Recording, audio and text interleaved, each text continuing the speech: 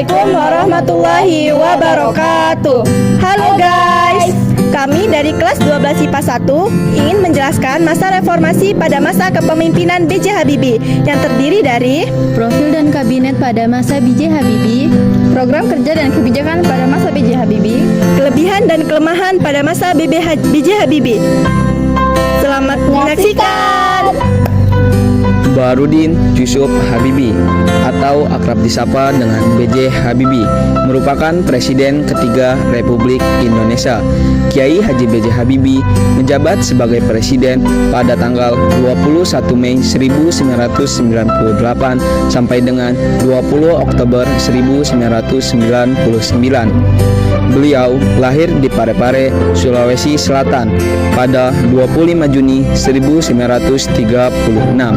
Di dunia penerbangan, beliau dikenal dengan julukan Mr. Crack dan memulai karir politik pada tahun 1978 sebagai Manristek. B.J. Habibie menjabat sebagai Wakil Presiden pada 11 Maret 1998 dan kemudian menggantikan Soeharto sebagai Presiden pada 21 Mei 1998. Beliau merupakan satu-satunya Presiden Republik Indonesia yang berlatar belakang teknokrat. Kebijakan pada masa kepemimpinan B.J. Habibie. Yang pertama, kebebasan pers. Dengan terbitnya Undang-Undang Nomor 40 Tahun 1999 tentang pers. Yang kedua, memprakarsai Bank Indonesia yang independen. Yang ketiga, berhasil melaksanakan pemilu tahun 1999 dengan asas Luber Jurdil yang diikuti 48 partai politik. Yang keempat, otonomi daerah. Yang kelima, Komnas Perempuan. Dan yang terakhir, kemerdekaan Timur Leste. reformasi pembangunan adalah kabinet pada masa pemerintahan Republik Indonesia ketiga B.J. Habibie. Kabinet ini diumumkan pada tanggal 22 Mei 1998 dan mulai bertugas pada tanggal 23 Mei 1998 hingga masa baktinya berakhir 20 Oktober 1999. Kabinet ini terdiri dari 4 menteri koordinator, 20 menteri yang dipimpin oleh departemen, dan 12 menteri yang memimpin tugas tertentu. Adapun tugas pokok dari reformasi pembangunan adalah menyiapkan proses reformasi di bidang politik, hukum, dan ekonomi.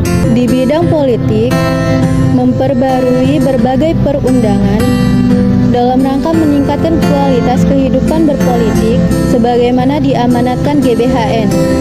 Di bidang hukum, meninjau kembali Undang-Undang Subversi. Di bidang ekonomi, mempercepat penyelesaian undang-undang yang menghilangkan praktik monopoli dan persaingan tidak sehat. perkembangan dalam bidang politik. Pertama, pembentukan Kabinet Reformasi Pembangunan yang terdiri dari 36 menteri. Yang kedua, sidang singkat MPR 1998. Hasil ketetapannya antara lain: pertama,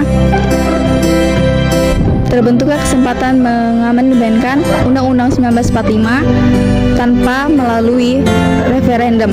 Kedua, pencabutan keputusan P4. Ketiga, masa jabatan presiden dan wakil presiden hanya 2 kali masa tugas. Yang ketiga, reformasi politik antara lain bebas berpolitik, kebebasan pers, otonomi daerah, dan pembatasan masa jabatan. Yang keempat, pelaksanaan pemilu 1999. Yang kelima, pelaksanaan referendum Timor Timur. Perkembangan dalam ekonomi. Pertama, menyelamatkan Republik Indonesia dari krisis moneter 1998. Kedua, berusaha melepas utang dari IMF. Ketiga, memulihkan sejumlah bank yang nyaris bangkrut. Keempat, reformasi ekonomi sektor industri. Yang kelima, membawa rupiah ke 6.500 per US dollar. kelebihan pada masa kepemimpinan B.J. Habibie. Pertama, beliau berhasil melakukan rekonstruksi perbankan melalui pembentukan BPNN. Kedua, beliau berhasil menaikkan nilai tukar rupiah terhadap dolar. Ketiga, beliau membentuk lembaga yang mengurus masalah hutang luar negeri. Keempat, beliau berhasil mengesahkan Undang-Undang Nomor 5 Tahun 1999 tentang larangan praktik monopoli. Keenam, beliau berhasil mengesahkan Undang-Undang Nomor 8 Tahun 1999 tentang perlindungan konsumen. Kelemahan pada masa pemerintahan B.J. Habibie. Yang pertama, tidak dapat meyakinkan investor untuk tetap berinvestasi di Indonesia. Yang kedua, kurang tegas dalam hal memimpin. Yang ketiga, pada masa akhir kepemimpinannya, nilai tukar rupiah kembali meroket. Yang keempat, kebijakan beliau tidak dapat memulihkan Indonesia pada masa krisis. Berakhirnya masa pemerintahan B.J. Habibie. Adanya penolakan beliau pada sidang istimewa MPR pada tahun 1999. Lepasnya Timur Timur dari Indonesia. Itulah penjelasan masa reformasi pada kepemimpinan B.J. Habibie. Sekian dari kami. Wassalamualaikum warahmatullahi wabarakatuh.